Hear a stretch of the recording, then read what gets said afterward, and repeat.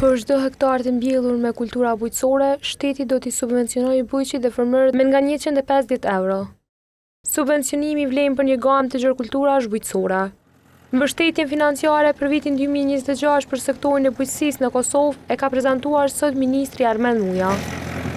Arkitektura e re e mbështetjes për bujqësi përfshin 3 shtylla themelore.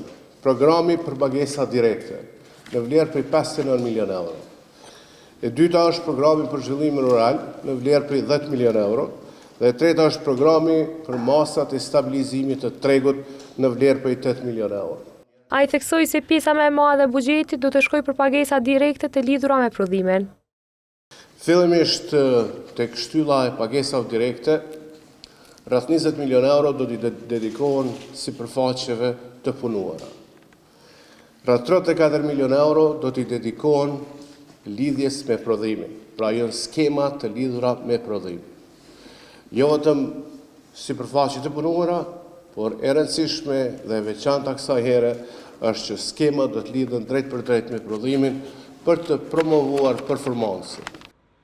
Programi parashë dhe subvencionet e drejt për drejta për sektorin e blegturisë. Një krerë gjedhe do të subvencionohet me 150 euro.